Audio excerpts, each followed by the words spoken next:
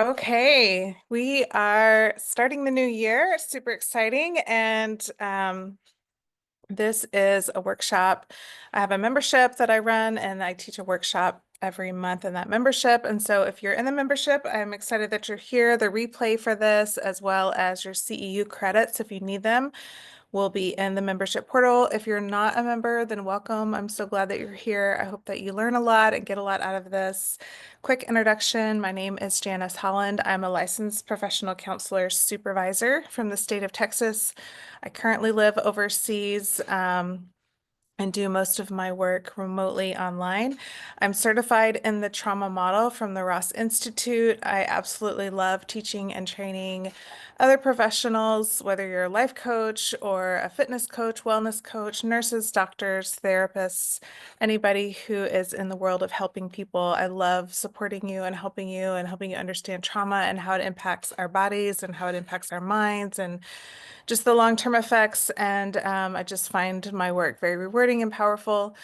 I love to be interactive. So if you have a question while I am talking and teaching, then please feel free to unmute and just say I have a question, or you can pop something in the chat. I will try to remember to check in with the chat periodically. Sometimes I forget. So if you have a question there and I haven't seen it, then please feel free to just raise your hand here or let me know that you have a question, because like I said, I love to be interactive. This workshop is designed it's a workshop. It's not a master class, so it is designed for you to do some work yourself while you're here. So if you have a piece of paper and a pen, that would be great. If you don't, then maybe open up a document or notes page on your computer so that you can do some of the work along with me.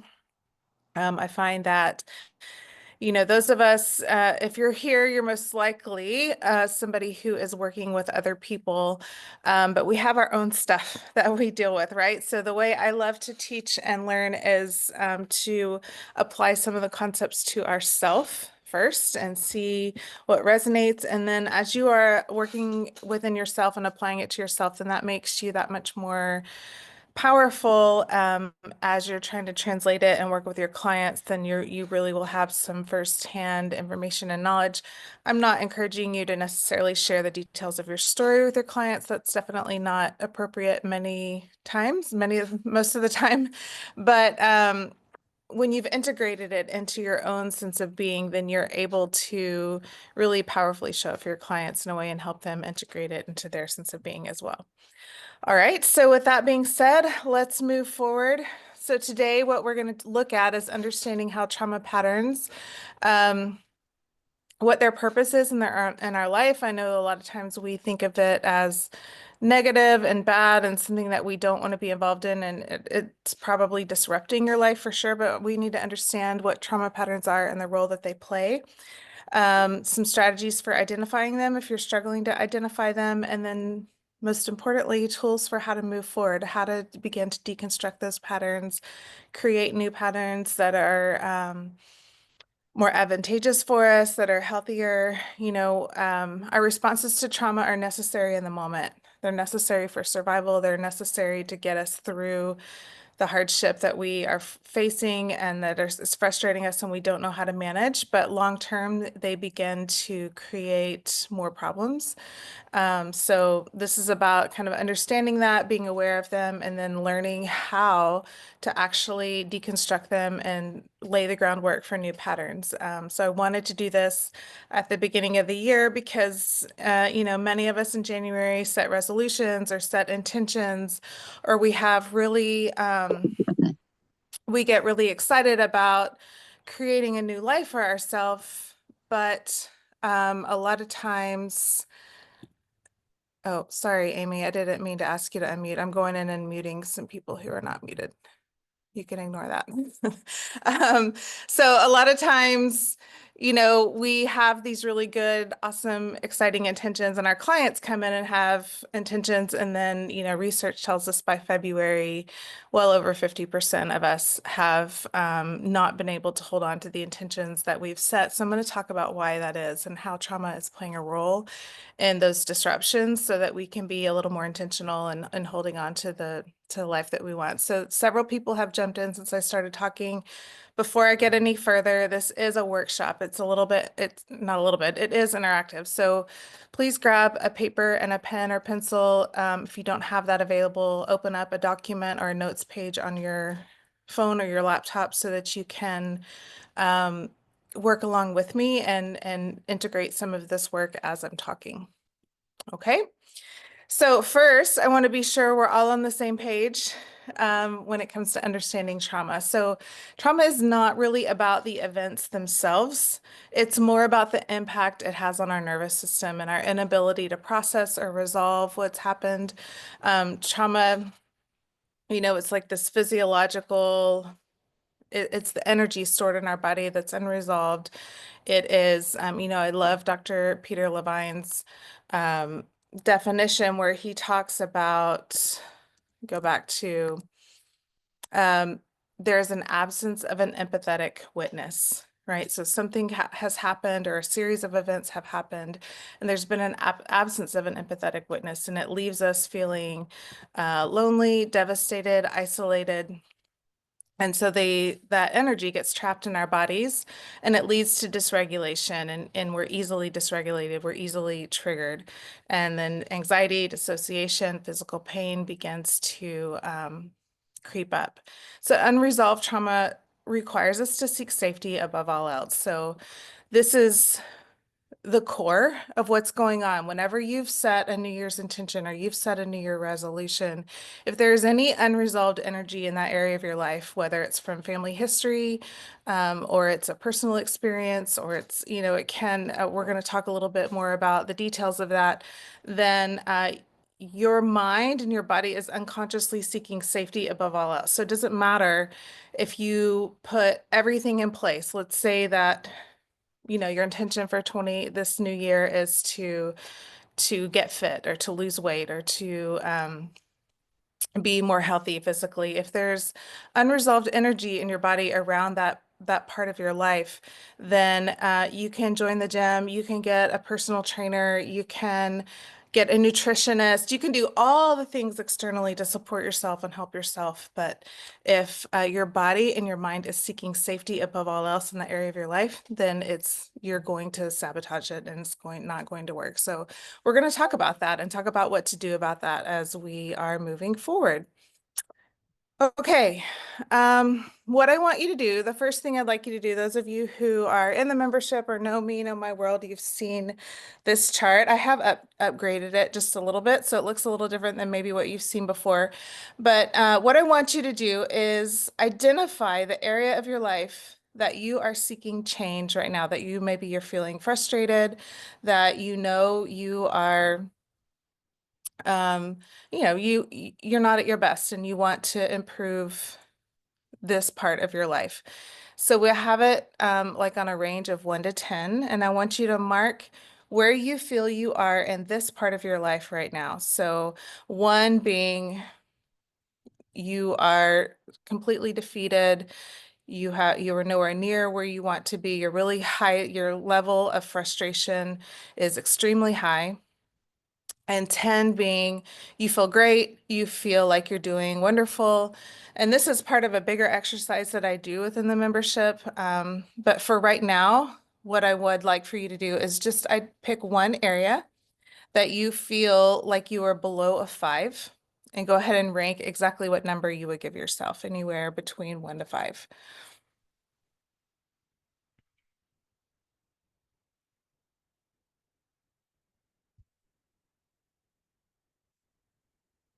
Okay.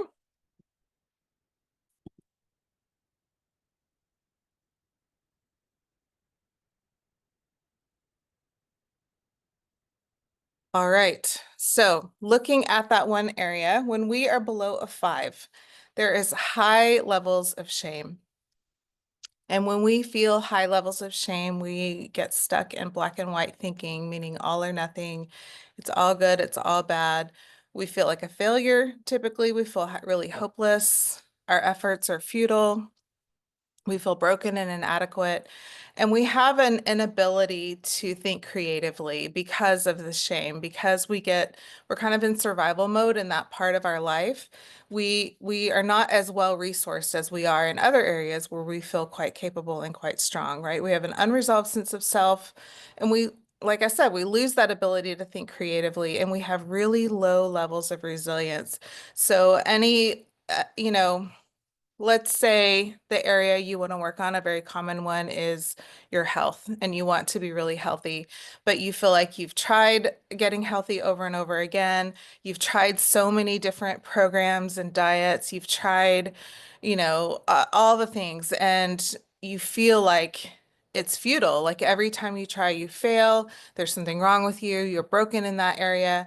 And so our level of resilience is quite low. So if you have set yourself up to get healthy for this new year, and you end up, going out and drinking too much, or you binge on a meal, or you have too much sugar, or whatever it is that you're trying to get control of, then that one little moment, we don't have In the Chapel resilience to Hill? be able to manage Awesome. that. It's yoga. And then we will, I can't hear you, baby.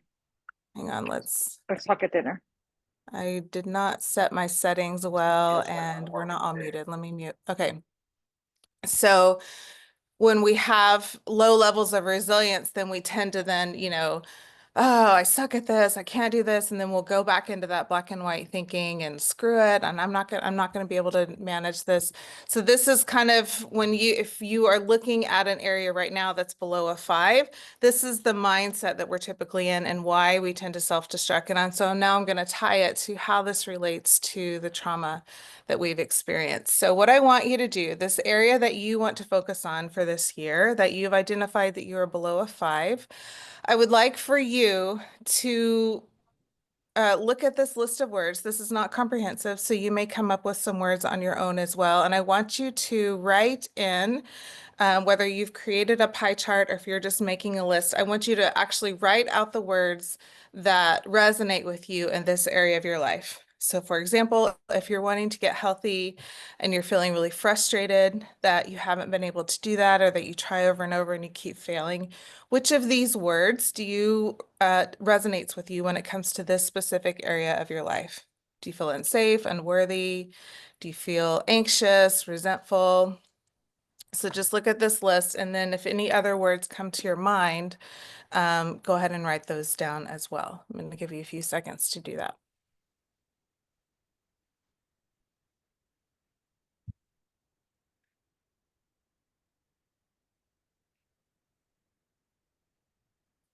Yes, very good. Thank you, Margaret, for posting that. I will give you a copy of all of these slides at the end today. So if you'll hang out until the end, you'll get a copy of all of these slides.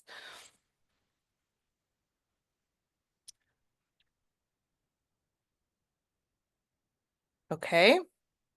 So hopefully you have done a little introspection, written down some words that resonate with you, that you can connect, that you feel or experience with this particular part of your life that you want to change.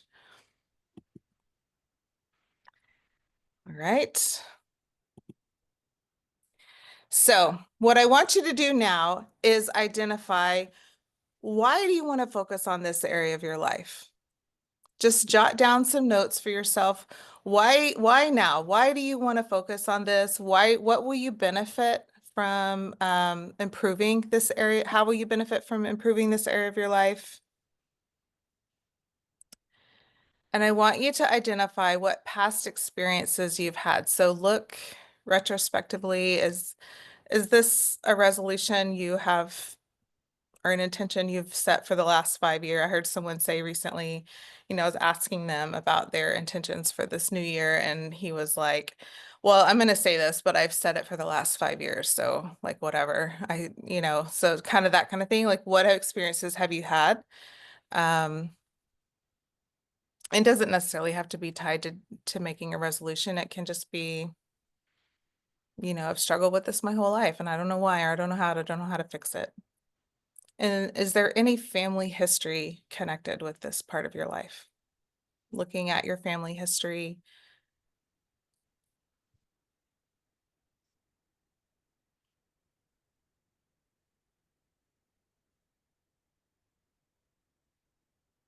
And I want to identify and make it very overt.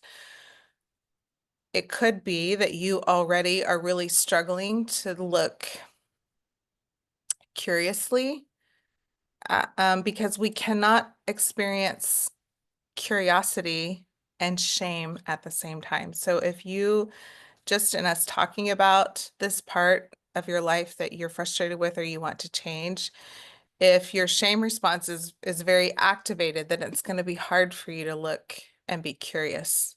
So I just want to encourage you that this is a safe space, that I have a plan to hang out with me, and let's walk through this and allow yourself just to be open, just to be a little bit curious about exploring this in maybe a different way than you have before and gaining some insights on ways that you can implement change this time.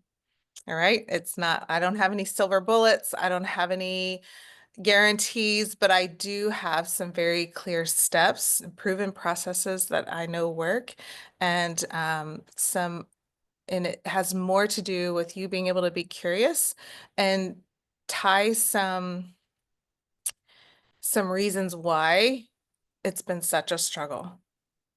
There's nothing wrong with you. You're not broken. You're not stupid. You're not unworthy. There's some very definite reasons why, and we're going to identify those now so that it makes a little more sense for you and you're able to make some gains that you haven't been able to make in the past. Okay. And then let's look at how trauma has played a role.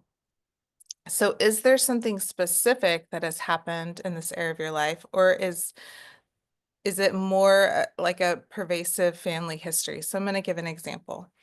If getting healthy and getting fit or losing weight is a goal that you have, and if you feel like it's something you've struggled with your whole life, or you've struggled with for years and trying to navigate and trying to manage, is there something specific that's happened in your life concerning this, or is it and it could be and not or is there a family history? So maybe for you, your mom was very critical of your appearance and the way you look and was very harsh and judgmental about your body or women's bodies in general or bodies in general. It could be more like there's just been always a lot of energy around physical appearance and the way your body looks and your level of acceptance within your family, within your culture, within your inner circle, around how your body looks. Or and actually and not or usually maybe there's been some abuse, like some physical abuse or sexual abuse, and it has impacted the way you see your physical body, the way you experience your physical body, how safe you feel in your body. So what and again, I keep using this example because it's common around health and physical, but if you are looking at a different area of your life, like really look at creatively, curiously, um, how, what are some events that have happened and belief systems and thought processes within my family, within my culture, within my religion that have informed and shaped the way I think about this part of my life? Right. And the second bullet with this one, have any of these experiences or family history been validated? Have they been witnessed? Have they been acknowledged? And this ties back to Peter Levine's definition of, has there been an empathetic witness? Has anyone ever empathetically looked at you? And have you ever empathetically addressed yourself in this part of your life with love and curiosity and softness, with empathy? Or has it been critical, harsh judgment most of the time from most people, including yourself?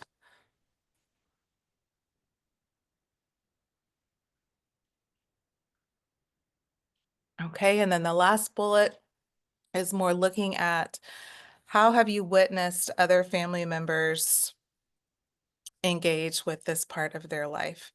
So, you know, again, looking at health, do you have family members who are excessively exercising and like counting calories and excessively thinking about their weight and their appearance and their look, whether they're underweight, overweight, highly fit, not fit, that part doesn't necessarily matter. It has more to do with the mindset, the way, like when you're around your family members, when you're around your family of origin, is there a mindset of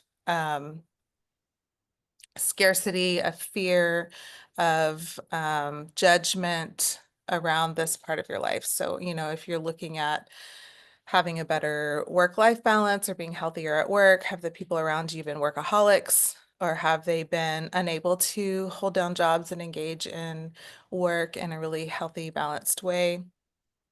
You get the idea. So just think about the people, and I'm thinking more like family of origin, siblings, parents, maybe grandparents or cousins, but people in your more closer inner circle when it comes to your family.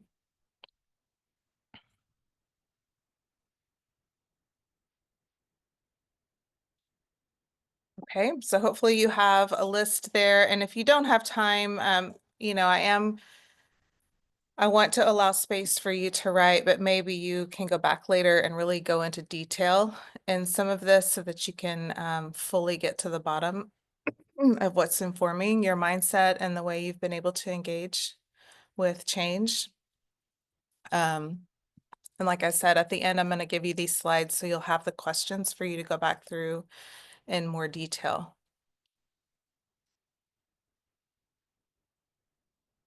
Okay. All right. Continuing to unpack this, the emotional barriers. So unresolved trauma can lead to emotional barriers like fear and anxiety. I think that's something that we all pretty know, but we're chronically seeking safety. We're chronically seeking belonging and connection. So trauma is disconnection. Trauma disconnects us from our bodies, our mind and our body disconnect. Trauma disconnects us from the world around us. And as mammals, we have to be connected and have connection in order to thrive, in order to survive. And in fact, before the age of 12, as a human mammal, if you don't have connection, it literally is life or death. So it's one of those things where, our bodies respond as if it's life or death because it is life or death. As mammals, we have to have these connections and sense of safety for survival. So unresolved trauma and these emotional barriers. So like, for example, if you're looking at health and you just identified that your family has had a very disconnected sense of support for, and a healthy view of their own bodies and the way they view bodies and the way they accept people with different bodies. If it's unacceptable to have a different body, then you're chronically seeking safety in that area, right? You're chronically seeking, and it's why there's so much confusing and there's so much energy around this part of your sense of self because you need to feel safe, you need to feel connection, but you don't within it, and this is an unconscious barrier. Now, as adults, assuming everyone here is an adult, we have the power to do something about it now, but we have to consciously choose it because unconsciously we're still operating as a child who doesn't feel safe. All right, so we have those emotional barriers. We have cognitive distortions as a result of those emotional barriers. So in the trauma model, there's 5 foundational pillars to trauma that we learn. And one of the foundational pillars is what we call the locus of control shift, where if we are in a situation that we can't control, it feels really overwhelming and helpless. And so we decide unconsciously that what's happening is our fault, that we cause it and that we deserve it, especially as kids. So if you're in a home where love is very conditional on your performance or the way that you look, then you have no choice in that situation except to decide that you cause the people to think and believe, you cause the things that are happening around you. So my mom doesn't love me. Mom doesn't accept me because I'm not performing in this way, because I'm not like, there is no unconditional love present, or very little unconditional love present. So the locus of control shifts from outside you to inside you. And then that's why we have this pervasive belief that we deserve to suffer, that we are bad people, that we don't get to have what other people have. Right. So if you have this cognitive distortion going, especially in this area of your life, it doesn't matter how hard you work at trying to get fit, at trying to lose weight, at trying to save money, at trying to, whatever it is you're wanting to accomplish. If you believe that you deserve to suffer, and that you believe that you deserve, or that you are bad, then you're not going to let yourself be free. You're not going to let yourself have what you really want, because you have a belief system under the surface that you deserve bad things, or that bad things always happen, or that every time something good happens, something bad happens. And this is all, unconscious belief systems that we adopt because of the experiences that we've had. And I'm going over this in a very kind of comprehensive, surface level way.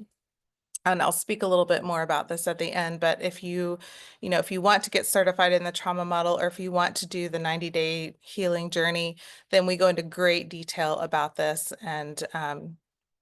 But like I said, for now, this is a more comprehensive understanding of what's happening. Okay, and then there's behavioral interference. So when you have these emotional barriers, feelings you don't want to feel, and you feel blocked, you're not allowing yourself to feel, you are seeking safety above all else, then that affects the way we think about ourselves, and the way we think about the reality of the world around us. And then our behaviors begin to display the emotional and the cognitive realities that we're experiencing.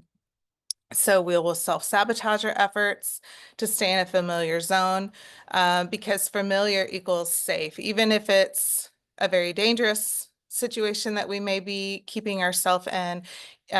Maybe it's people who take advantage of us, or use us, or more selfish in nature. We will keep ourselves in those situations because they're known and they're familiar, and we believe that we can keep ourselves safe, versus going to a really unknown situation where the future is bright and open, but we don't know it. It feels unfamiliar. So our nervous system activates out of not feeling safe, right? And then we go into that all or nothing, black and white thinking, where we perceive that we're a failure, and we quit before we're able to really even move any further. Okay. All right, so just take a moment and identify in this one area of your life. As I've been talking, can you identify any emotional barriers, ways that you feel that you don't belong, you feel that you're less than, or you feel that there's something wrong with you, that you're different than other people in this area of your life, that maybe you have some beliefs around, like, you deserve this, you deserve to suffer, you deserve to not have what other people have. Um, if you're focusing on money, it's pretty common for people to think, like, I don't deserve nice things. People like me don't get to live lives like that. And if it's around health or around weight, do you have some belief systems around, like, people who grew up like I grew up don't deserve to look nice, or to have nice bodies, or people with nice bodies are bad, or women with nice bodies are shameful, or are too prideful? Like, what are some cognitive distortions that you've adopted and accepted as truth because of the experiences that you've had?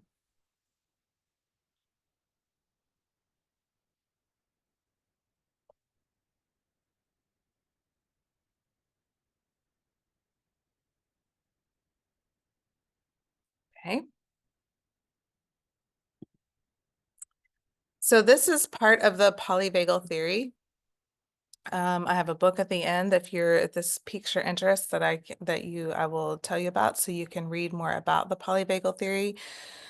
But in general, we're hoping to live in a parasympathetic nervous system state, which means we're integrated, we're calm, relaxed, we have a solid sense of self, our mind and body are communicating with each other beautifully, we're grounded, we're able to be curious and open. We approach life with compassion. Um, and then you can see on the far right here, our digestive system is working well. The physical symptoms of being in your parasympathetic nervous system, like this is the goal.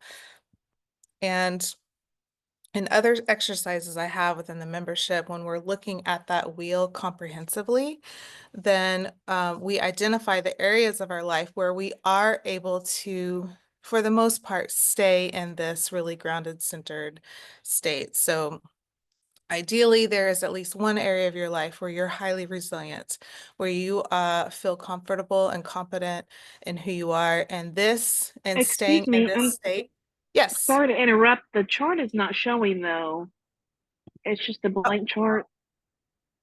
oh, you guys don't see anything? No, someone else put in chat as well that it's just a blank chart Ah, covering up the. okay. Okay. Thank you for interrupting. Let me see what I can do. Hang on just a second. Let me stop sharing my screen and figure out what's going on.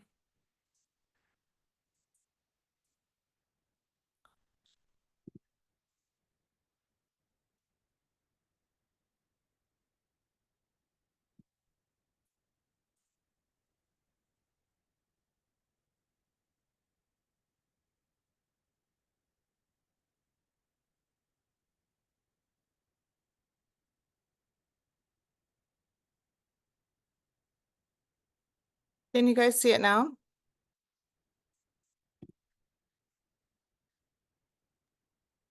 So it's still showing that gray screen on top of the green screen.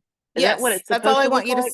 that's all I want you to see right now is the green Oh screen. my gosh. Okay, I took you on a wild rabbit chase. I apologize.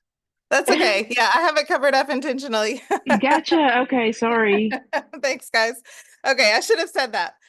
Because the chart, I wanted us to focus just here. I'll show you the whole thing in just a moment. All right, I'm waiting for this to reload and then we will get going. And while I do that, hang on just a second.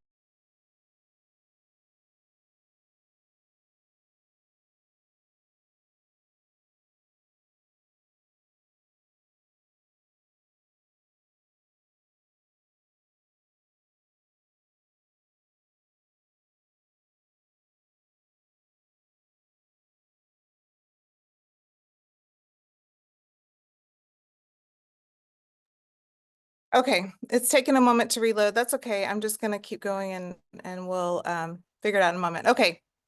So anyway, our goal is to have this part of our life highly, most of the time we're here, we're feeling settled, calm, secure, and we're able to stay mindful, curious, present, compassionate, all those things.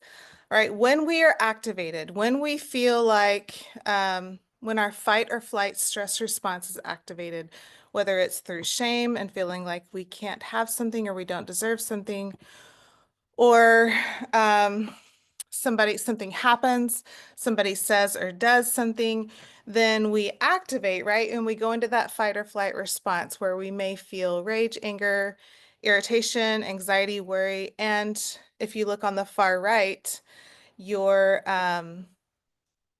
because your nervous system is activated, you have physical sensations that also happen. Your blood pressure rises, your heart rate rises.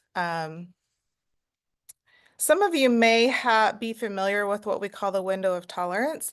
This is a little bit different take on the window of tolerance in that um, what we've learned most recently, and the polyvagal theory has really informed us and helped us understand, is that we go from this green state, this feeling good, up into fight or flight.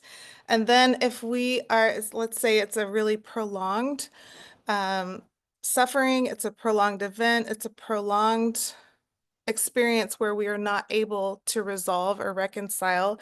There's been no empathetic witness. There's been no resolving or reconciliation of the experience we've had over a long period of time, or there's been one really big, huge event. Then we go up into this red state, this freeze response where we're dissociated, feel numb, shame, shut down, hopeless, helpless. And then you can see on the far right, the physical body responses that come as a result of that.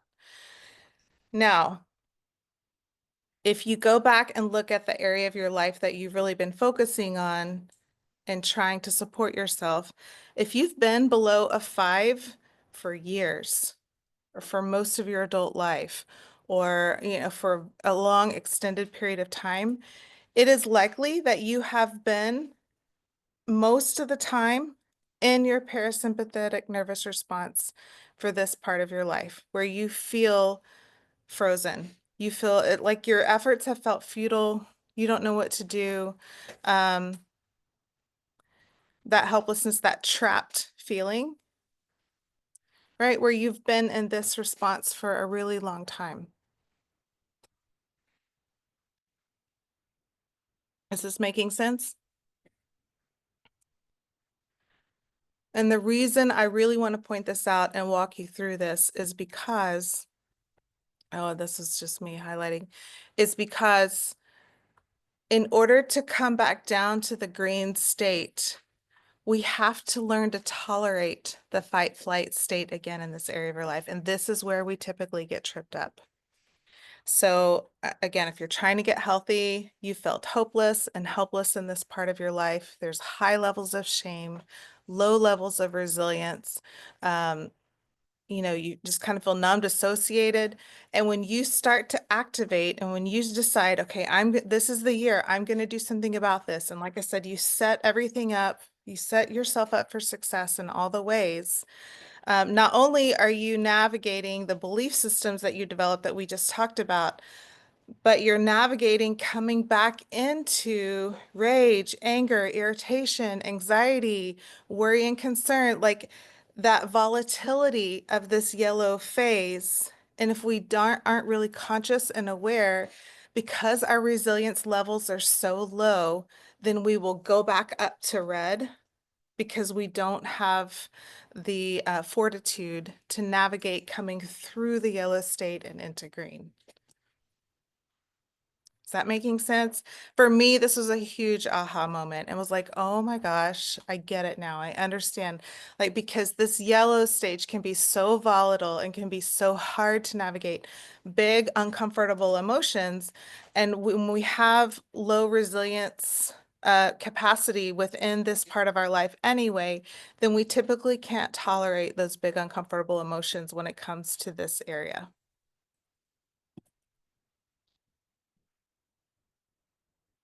Yeah, for sure. Cortisol is absolutely rated. Like our cortisol, uh, you know, levels are high and they remain high when we're in freeze. Yeah, hormones, all of that stuff is impacted whenever, especially if we've been in this red state for a long period of time. All right, so now I'm going to talk about some really specific ways you can begin to help yourself tolerate getting through this yellow phase in a cycle that we tend to go through. Okay, so this is called the cycle of trauma and goal disruption, or the I quit cycle. And I do have a lot of it blocked off intentionally. You'll see the whole thing in just a moment. So what we do is, let's say we have this goal and intention, we're super excited about it. We've set ourselves up for success. We've hired a coach. We've joined the gym. We're doing whatever the thing, right? We're ready to go. It's going to happen this time. Then the uncomfortable feelings start to show up and we begin to second guess ourselves. So the second guessing usually comes from a trigger. So let's say you're wanting to get really healthy and you get in a big fight with your partner, or your child does something that's really upsetting or disruptive for you. There's something that happens that causes a great level of discomfort for you. And typically you go to food to soothe and calm your nervous system back down. so that you can stay numb, so that you can stay disconnected, right? Because it's uncomfortable. Those big feelings that come up are uncomfortable. And so when an uncomfortable feeling comes up and we begin to go into that yellow zone, then we begin second guessing, like, I don't know if this is okay. And then fear steps in, like, I don't know if I can handle this, or this is really hard, or what if my kid runs away, or what if something happens with me and my partner, or what, like fear begins to take over, and we begin to get even more uncomfortable. The emotions get even bigger. All right. And then we start going into, and it's interesting, for some people, this can all happen in a matter of He's seconds. been around a lot more lately. And for some people, it can take, this can happen over a period of a day or a few days. It just depends on what the situation is. All right, so once you get through the blame and you start like, oh, it's, if my partner would be more supportive, then I could do this, or I don't even deserve this anyway, this is way too hard. Then we start projecting, well, Anne was able to do it last year, but she has a supportive partner, right? Or if I had a better job, then I could save money like Susie. Okay. Or if my life had been normal, if my parents hadn't totally screwed me up, then I would be just fine. I would be able to do all the things that I want to do, but I didn't have that kind of family, right? Or when I get a raise, then I can start saving money. Or when I get a raise, then I can join a gym. We start projecting and start counting all the ways in which why we can't do what it is we want to do. And again, guys, this is all a very normal, we're in the yellow zone, we're uncomfortable, we don't like it, we feel unsafe because trauma, we've had trauma before, and we know what unsafe feels like, and that yellow zone feels very unsafe. And when you're a kid in the yellow zone and unsafe, then you don't have the tools and resources to keep yourself safe. And so it is very activating, as in like life or death activating, right? But we're adults now, but our bodies don't know that until we teach it, that we're adults now. We can create safety. We can be safe in the yellow zone. It's uncomfortable and we don't like it, but we are safe typically, right? So then once we get through then we get overwhelmed. Now I don't know what to do. I feel stuck. I can't do it. This feels really hard. I don't have any support. I can't help myself. I don't feel safe, right? And a lot of this is happening unconsciously. And like I said, sometimes this is happening within seconds. And then we go back to blaming. We start thinking about all the ways we're screwed and we can't do it and life sucks and it's not our fault. All right, and then we end up, this internal tension here really, really builds, and then we end up stopping, quitting, screw it, whatever, black and white thinking, right? And this is a way we need to resolve this yellow phase, these big uncomfortable feelings. We do something to get ourselves back up in the red zone where we're fully disconnected, and we feel relief, but then right after relief, we have the guilt and shame that shows up. Right? And then you start second guessing. Why did I do that? I did it again. God, I'm a piece of shit. Why did I? It's like and so we keep ourselves stuck in this loop of I can't. And it's because we don't know yet how to tolerate those big uncomfortable feelings. And trauma has informed that those uncomfortable feelings are a lack of safety. And so it feels, we just really, we resort to safety as quickly as possible. Okay, so hopefully this has been some ahas for you. What I want you to do is take a moment and consider, in this one area of your life that you're looking at, how has this cycle played itself out? Does it play itself out often? What are some thoughts that you've had around blame and projection that you can now identify? And we're just looking at this with curiosity. This is not about that you were bad or you're wrong. Like, we're just look at this curiously. It's a different way of understanding what's been happening behind the scenes for you. Yeah, Amy, that's right. I can definitely identify my I quit in different areas of my life, but for today, we're just looking at one. And maybe within that one, there's several different ways. I totally can relate to that. In different times of my life, I have different levels of resilience.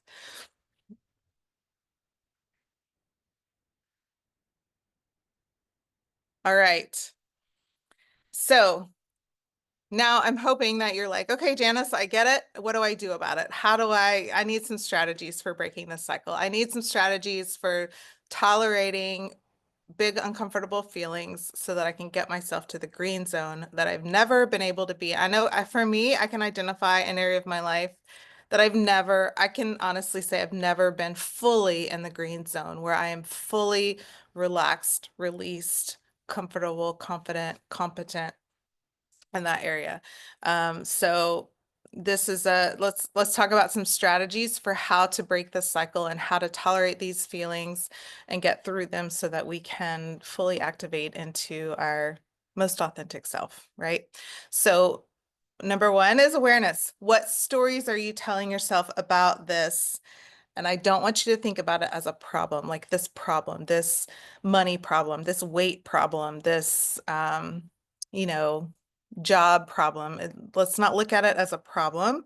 Let's look at it as an area of your life where you're curious and you want to grow and change. So what stories are you telling yourself? Are you telling yourself, I can't, it's too hard. People like me can't do that. I don't have enough resources. Um, I don't have the willpower. I'm not capable. Okay, what is the belief about who you are in this part of your life? And then C, we've kind of already done. You've already looked at events that have happened, family members, their perception and perspective on this part of life, like what all has informed who you've become as this person, the events and family history and family stories. Okay. I'm not at all interested in blaming anybody, blaming our family, this is not, blame is going to get you nowhere but stuck. This is about just looking curiously at, okay, this makes sense. I see why I am the way I am here. Like it all makes sense. Given, if I were to look at your life as a movie, I would probably say, yeah, it makes sense. Why is she struggling right here? I mean, look at all the things that have happened and then look at the family stories and history in that. Of course, it makes sense, right? We're just becoming more aware. And then this is so critically important. And let me tell you, this is so hard for those of us who are used to caring for other people, looking at other people, playing the role of a rescuer, meeting other people's needs, ignoring our own needs. We are terrible at creating safety within ourselves. And we have an unconscious assumption that if the people around me feel safe, then I'm safe. And that is not necessarily true. We have to establish safety within our own bodies, within ourself, for ourself. Can you show up for yourself, not for anybody else, right? So connecting your mind and body, this can be done through meditation, it can be done through yoga, listening to inspirational songs or music, walking in nature. If you've had complex trauma, if you've had pervasive trauma or big trauma, then establishing safety in your body is something that needs to be done consistently. And often, like I have a meditation practice. I can't say I do it every day. I do it many days. And there are many days that I don't really feel like it did anything other than I feel a little more calm. But I have noticed if I abandon that practice and go a week or two without doing it, then I'm more anxious, I'm more agitated, I'm frustrated easily, I'm activated easily, right? This is just when I consistently practice grounding my mind and body back together. Sometimes it's through walking, sometimes it's listening to inspirational songs while I'm doing the dishes or cooking dinner. Sometimes it's intentional sit down, meditate, or yoga. When I do this establishment of safety in my body consistently and regularly, then I'm setting myself up to navigate the yellow zone with clarity and with confidence. I'm not so easily intolerant. I can more easily tolerate those uncomfortable feelings when they come. And again, this has been something that I've had to, it took me longer than I want to admit to realize that I needed to establish safety. And I heard the trauma experts tell me I should do this over and over and over and over. And honestly, most of the time I was like, yeah, whatever. Okay, like, okay, whatever. I don't get that because I was getting bigger dopamine hits when I would help other people feel better. When I would do sessions with clients, when I would, um, my kids would light up because I did something for them or because I was so trained, because of my history and me playing the rescuer role for so long to as long as the other people are happy, I'm happy. But I had to learn to establish connection and safety within my body, even on days where I don't think I need it. When I'm doing it regularly and consistently, then my resilience levels are just higher, and I've proven it to myself. Um, and so now it's something that I just know I need to do to create the life that I want to live. All right, and then this is language that redirecting your attention from the to the gain and not the gap. This is language around Dan Sullivan's book, The Gain and the Gap, which is brilliant and incredible, and I highly encourage you to read it. But basically, looking for what progress have I made? Because what we do is we tend to have a goal, and we set this goal in front of us, this future unknown that doesn't exist. And we measure ourselves against where we want to be that doesn't exist. And we see the deficit, right? We see, God, I have a long way to go.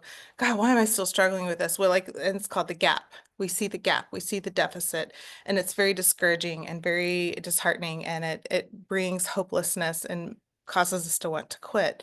Versus looking at the gain, what have I done well? What am I doing well? And if you, in this one area of your life, you're like, my brain can't even come up with one thing, then look at other areas of your life where you've done something, where you've accomplished something, and begin to look for intentionally the gains. Look for intentionally what can you do? What problems have you solved?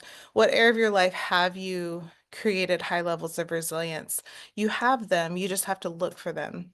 And this is um, really, really hard, especially if you've experienced a lot of trauma and you're so used to just focusing on safety and looking for the problems, and you're looking for the problems because it's a way to stay safe, right? But then your brain is trained to look for problems and not look for growth.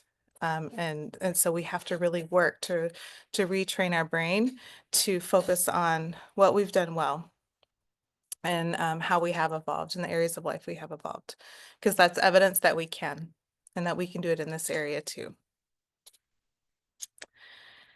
Okay. So let me go back.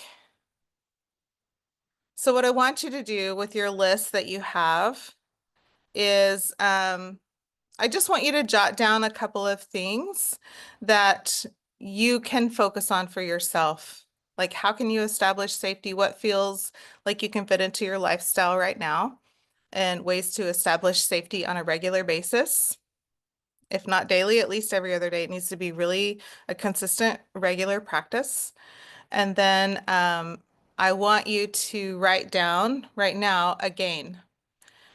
Ideally and preferably a gain in this part of your life, right? I have lost weight before. I've gained it all back, but I have done it before, right? Or yesterday I had two really whole, nutritious, healthy meals.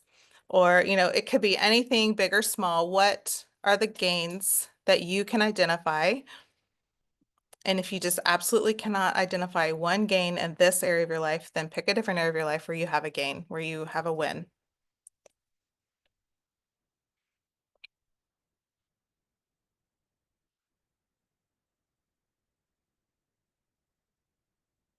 Okay.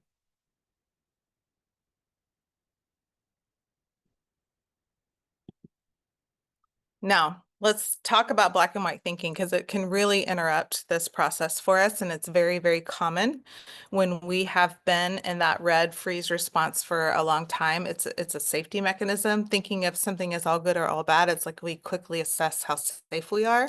So it's very normal, but it's something that we need to address in order to be able to move through this and really create more resilience in this part of our life. So it's basically just a cognitive distortion where you view something as good or bad, and again, it's out of a need to create safety. So this can either be, I either if I'm getting healthy, then I eat perfectly on my meal plan, every meal, every day, or I can't do it. And so whatever, screw it. I'm gonna just eat what I want because clearly I don't have any self-control, right? That's black and white thinking. Or things always go wrong for me. Something always interrupts me. Um, something happens. I have to go to a dinner for work and there's nothing there that's healthy. I don't like we'll come up with ways to say that things always go wrong with us. If you're trying to get your finances under control, of course that's the time when you need a new tire or your radiator goes out or whatever. Like something, nothing good happens. Something always goes wrong for me. So there's always a reason why I can't do what I want to do. So it's like really black and white. I'm either really good or not enough. Oh, that's interesting, Marcia. With black and white thinking, somebody told you something totally different. Anyway, this is so it basically just indicates a lack of resilience or maturity in this part of our life. And that's not something to feel shame about. It's just it has to do with staying in survival, which is very we haven't been allowed to mature through this area of our life because of experiences we've had. But now we're going to take responsibility for ourselves and mature and grow ourselves up and build resilience. So research tells us that resilience can be built. Um, resilience can be built from any stage in any part of our life. It's not something you're born with, it's something you develop and grow. So we're going to develop and grow resilience um, so that we can create the life that we want in every area of our life. Okay. All right. So write examples of how you engage in black and white thinking in the area that you want to change. So this, hopefully you've done some work in this one area of your life through this workshop so far. How have you engaged in black and white thinking in this part of your life? When something goes wrong, what do you typically do? What thoughts do you have? Do you give up quickly? Um, do you think in this part of your life that that things always go wrong for you? Or you're either really happy and on board and gung ho, or you're either an 8 or a 2, and there's nothing in between, that kind of thing.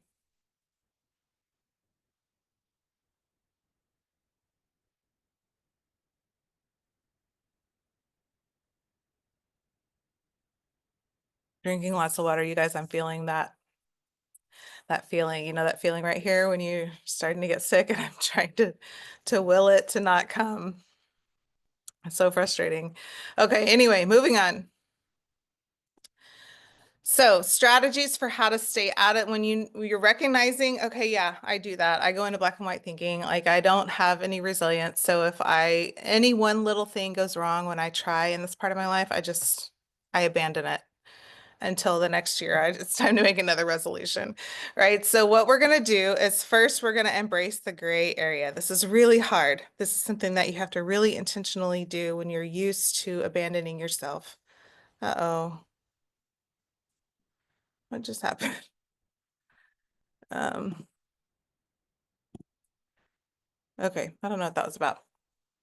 So what we're gonna do is use a continuum scale to measure situations instead of good or bad. So for example, um, you're wanting to get healthy and you go to your girlfriend's house one afternoon and you guys decide to open a bottle of wine and you're talking and having a good time and maybe you've been a little stressed. What, it doesn't matter. You end up having like 3 glasses of wine and you've made a commitment to yourself, you're just, you're going to let yourself have a glass every now and then because you're working on reducing calorie intake or getting healthier, whatever it is. Like I don't haven't, this is not about drinking or not drinking. It's just like you've made a decision. You want to make healthier lifestyle choices. 1 glass of wine every now and then is great, but you're at your girlfriend's house and you decide to have three glasses of wine. And so that night, you're like reviewing your day and you're like, oh God, that's when we want to go into black and white thinking, oh, I failed. I'm a failure. I can't do this. I suck. I can never commit to what I want to commit to. And like normally you would give yourself a 1. But instead, in this situation, so you had, 3 healthy meals that day. You were productive at work. You actually had a great time with your girlfriend. You got to catch up. Is that really a 1 situation? Or could you give yourself like a 5? Yeah, I wish I had stopped at 1 glass, but I didn't. But overall, this day I ate really well. I'm proud of how I showed up with my kids. I'm proud of how I showed up at work. I'm loved that I got to connect with my girlfriend. So I had this moment where I had 3 glasses instead of 1. I'm not going to give myself a 1 for that, where normally I would. Right? So looking at situations with curiosity, with openness, and refusing to go into all good or all bad, but seeing the complexity of life and that there's lots of gray area and allowing yourself to be within that ambivalent space can be really challenging at first when we're used to not allowing that. All right. But this is how you're building resilient skills in order um, to strengthen and fortitude your sense of self. All right, reframing your language, replacing absolutes like always and never with more balanced terms, like sometimes, and using instead of use and instead of but to allow nuanced thinking.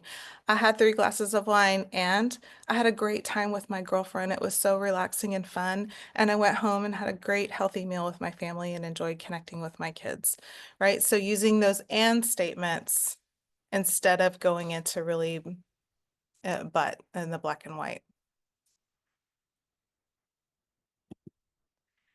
And then looking for evidence. What evidence do I have for this thought? And what's interesting is when I wrote this down, I was like, oh, for sure. We can have, like, if I say I'm a piece of shit, I can give you 10 reasons why I am right away. Like, I have lots of evidence for that thought.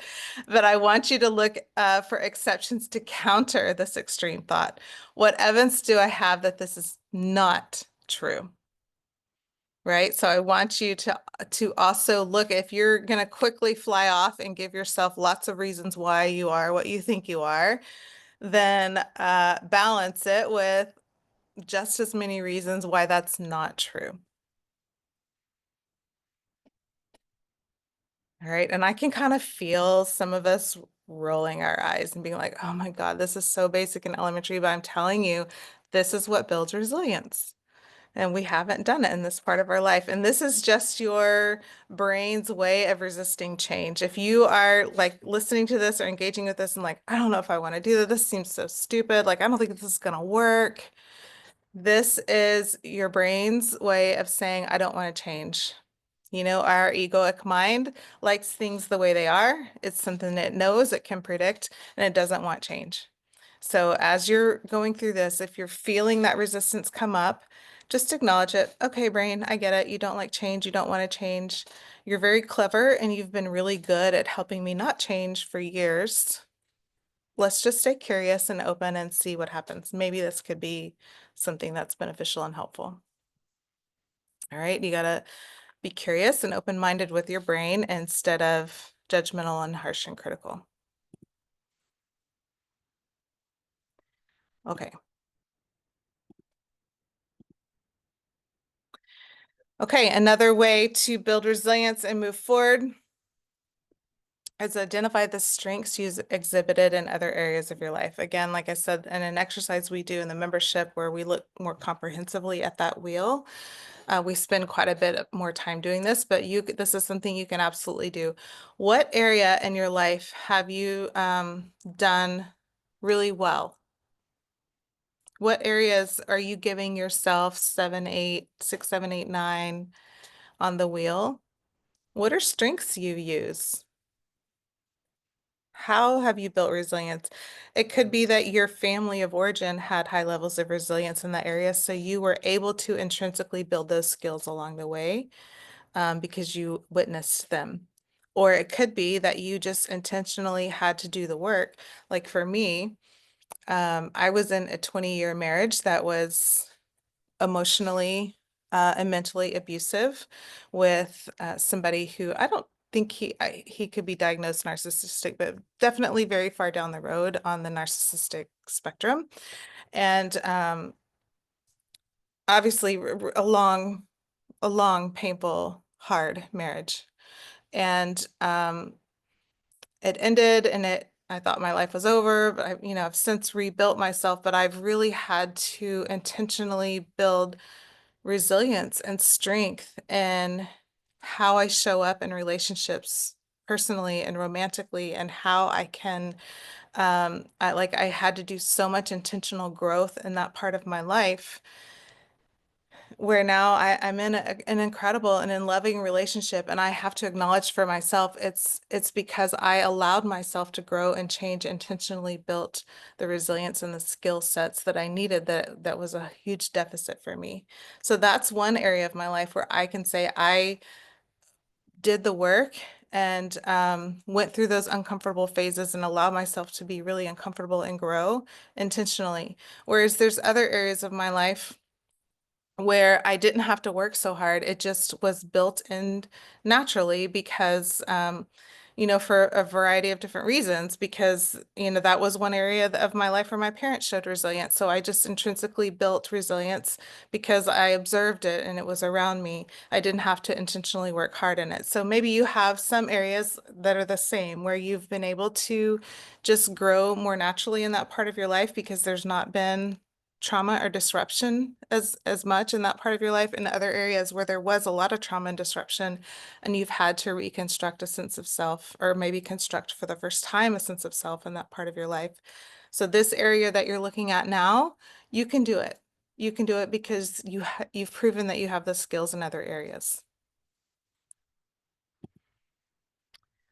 All right, so and it may be that for now, you need to shift from having an outcome because that feels too, it's too triggering right now to have a clear outcome, like I'm going to lose 20 pounds, to a more process-based goal, like I'm going to move my body every day, I'm going to eat 90% unprocessed foods, I'm going to, uh, and what this does is just helps you build more resilience. And once you have a little more resilience in this part of your life, and have some momentum going and some strength, then you can set a goal and it feels empowering to reach that goal. Whereas right now, it could be that setting a goal feels disempowering. It feels like I'm just going to fail. I'm never going to meet that. I've proven to myself I haven't met it 100 times. I'm not going to meet it again. You see the difference? So it's not that you'll never set an outcome-based goal. It just means that right now, what could be more empowering for you is to make a process-based goal so that you can build some momentum and strength and resilience, and then have an outcome that you feel like you can reach and attain and be excited about.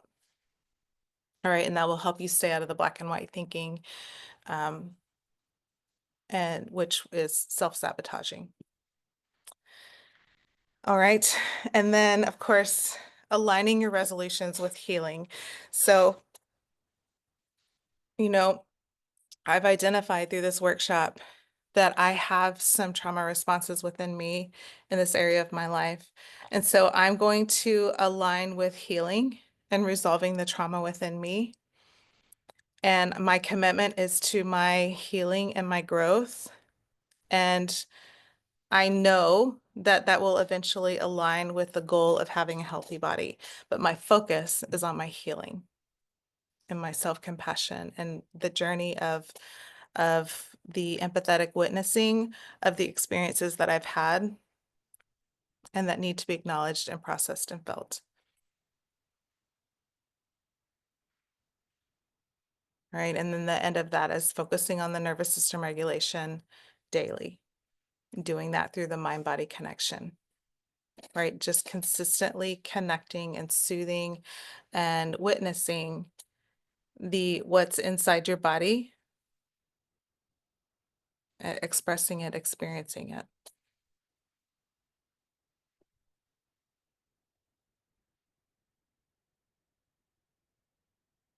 All right. So what we need is a plan of action because the day will come.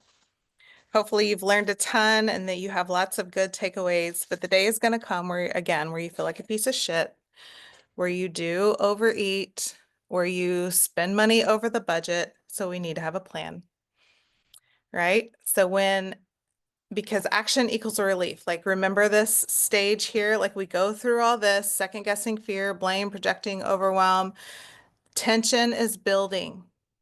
So when that internal tension builds, when we're in that yellow zone, when it's feeling volatile, when you feel like, I don't know if I can do that, like when you're really frustrated, you need to take action. And if you don't have a plan for the action you're going to take, then the action you're going to take is some form of quitting to bring relief, to get yourself out of that volatility. We have to take that action.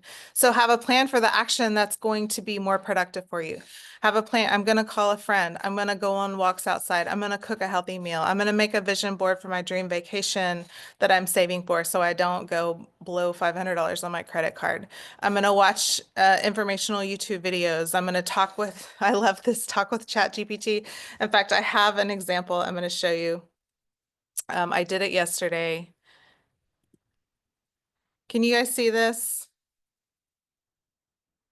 I think you can because I think it's on my, anyway. So I just opened ChatGPT and I said, I want to lose weight and be healthy in the next 6 months. I'm struggling to stay motivated. Please give me some motivation for today and something I can do to help myself. And ChatGPT showed up for me, right? So if you don't have a girlfriend you can call, if your therapist is not available, if all else fails, ChatGPT is your buddy. And he or she gave me some motivation, some encouragement, some action that I can take today. And then, you can keep going back and forth. Like, how does this sound? That sounds okay. I don't know if it's really going to work. ChatGPT will help you out, right? So engage with it, let it support you and help you. And it can be one of your actions that you take in helping you if you feel like you need somebody or something to support you and help you. ChatGPT can totally be there for you, all right? So just let it support you. So what I want you to do is right now, you've been doing so much work around this and understanding more about yourself in this part of your life. What action are you going to take when you begin to feel the discomfort, um, and the tension building? And this is going to be so powerful because, guys, for for quite a while, what's happening right here is unconscious. And again, sometimes it happens in seconds. Like, my boyfriend and I yell at each other, and then within seconds, I'm in the kitchen hoarding chocolate, right? And so I can go through this whole cycle. So really interrupting it, and before I take an action that I know is going to lead to that immediate guilt and shame, how can I disrupt it? Right? And you may not be able to do it perfectly right away. And it may be a couple of times you kind of wake up and you're like, I just drank a half bottle of wine, or I just went shopping and spent $500 again. Like, sometimes it's after this relief, is when we kind of wake up again. And usually we go into guilt and shame. So if it's not till here, this guilt and shame, that you wake up and realize, okay, I'm not going to beat myself up about this. I understand what I'm doing. I'm breaking this cycle. I'm committed to breaking this cycle. Compassionately love yourself. Don't go into black and white thinking. Don't let yourself do that anymore. I'm not going to beat myself up about this. I'm not going to call myself a piece of shit. That's not going to serve me. I know this is not what I want. I'm going to look at compassion with myself. How can I help myself wake up here instead of here? Right. And so and every time you're able to do it, then that momentum builds on itself. But you need to know what will work for you in the moment.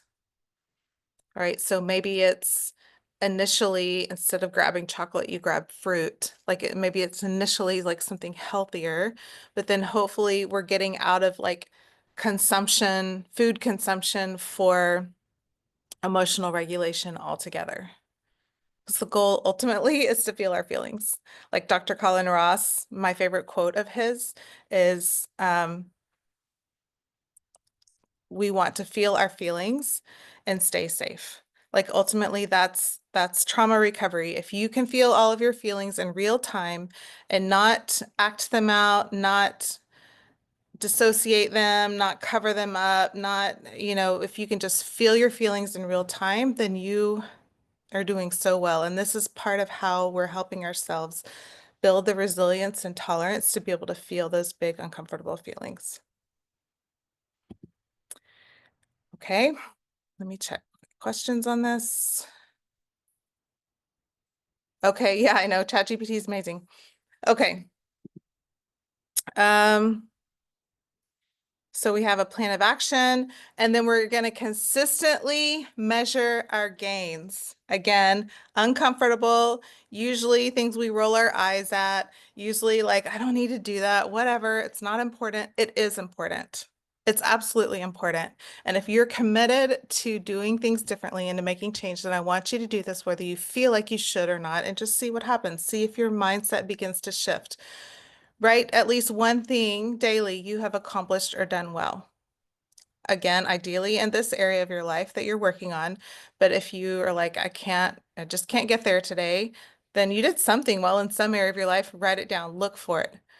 This one is so powerful, and I do this a lot in my meditation, is visualize a person who loves you and is cheering you on and supporting you. And this can be somebody dead or alive. If you're like, I don't have anybody alive in my life right now, who's that person for me?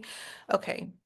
Is it your grandmother who's passed, or you can picture even an ancestor who's come before you who you believe is cheering you on? It can be angels, it can be God, the Holy Spirit, Allah, Buddha, it doesn't matter. Somebody who loves you, who is cheering you on. And I want you to just take deep breaths. What I do is I picture myself sitting, I love the beach, so I picture myself sitting at the beach, and this person is sitting facing me. If you have more than one person, even better. And we're just looking at each other and smiling and passing love back and forth to each other. This is a way of building groundedness, connection, peace, feeling not alone. All right. So and it's going to help you build resilience when things feel volatile and what we perceive as unsafe. Okay, so focusing on those daily wins will absolutely recalibrate you so that you feel hope.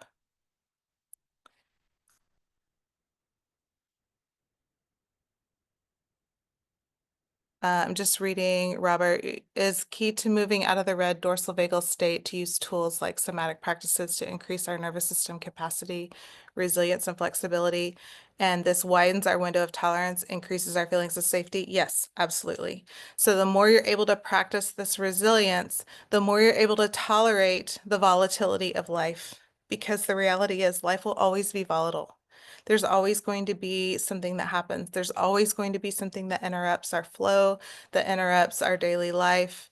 Life is messy and it's complicated and it's hard, and we can't predict what's going to happen. We can't predict how bad life is going to get, right? So we have to build that resilience and safety within ourselves, regardless of what's happening around us. And when we can stay in the gray, when we can think creatively and flexibly, and trust ourselves and build safety within ourselves, once that safety is built, it doesn't matter what's happening externally. You know you've got you. You know that you can handle. And so, yeah, your window of tolerance, your ability to stay in the green with a variety of different things happening around you grows and expands. Right, so yeah, that's absolutely the goal. The replay is available to members. And if you want to be a member, I will send a link for that in just a moment. Okay, I want you to now look at and write down. This is from a great chick I found online. Her name's Lucy. Her website is manifestwithlucy.com. And these are ideas for you to engage in this part of your life and how to begin to help yourself out, to build some resilience, to think creatively about how you can support yourself. So if you need some ideas, look at what she has placed within each of these categories and you can connect there. Write some things down, some ideas that you have, and what will support you.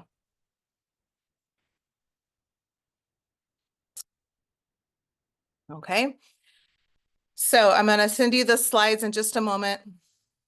Quickly, there's a few key areas where we remain disempowered. And these areas, we remain disempowered because we have not been able to fully resolve feelings, emotions, life experiences that we have that are connected to that part of who we are and how we perceive ourselves. All right. So when we open up and become aware of the triggers and not allowing ourselves to be reactive with shame and going into black and white thinking, but have the space to be creative and curious and resourceful, just like we were able to do in other areas of our lives, then we can create a stronger, more productive self. And then we do this by focusing on the gains we've already made, daily wins. Personal strengths gives us the momentum to build resilience in areas we feel defeated. There is no silver bullet. There is no one who can come and do it for you. It's all about focusing on momentum focusing on moment-to-moment growth with self-compassion until the mindset comes without much effort. All right. So like in the areas of your life where you're able to think resiliently or be more resilient, and it's not that it takes no effort, but you're able to do it with little effort. This is absolutely possible if you challenge yourself to grow through this part of your life. Okay. All right, so a few resources for you. I always love to give good resources. So Reclaim Your Nervous System is a book by Mastin Kipp. Super powerful. If you liked that chart with the polyvagal theory, he goes into that and so much more. The Gap and the Gain by Dan Sullivan is really going to help you with the mindset part of it. I have another workshop called Beyond Survival. And in that workshop, we also look at this areas of our life where we're operating in survival mode.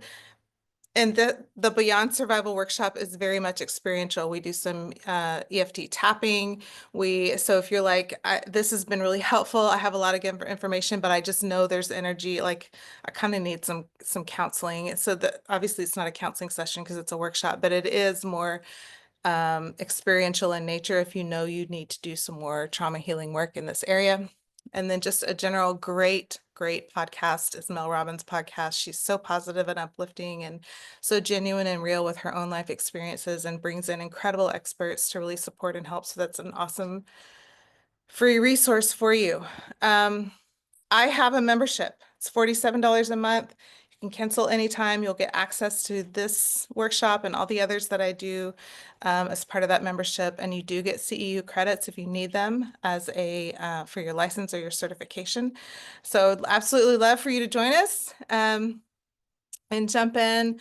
I also have a certification that I can provide you. So if you are interested in getting certified in the trauma model, really understanding the 5 pillars of what the trauma model offers, understanding trauma, how to heal and support it, then I would love to help you get certified through the Russ Institute. It's designed to be finished in 90 days. If you need to take longer, you can. It's no problem, but it's designed to be done in 12 weeks, and I have all the information laid out there for you.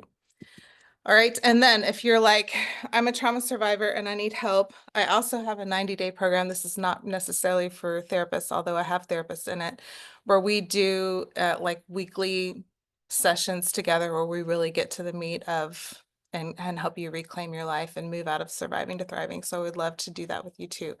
So I have links for all of these. I'm going to put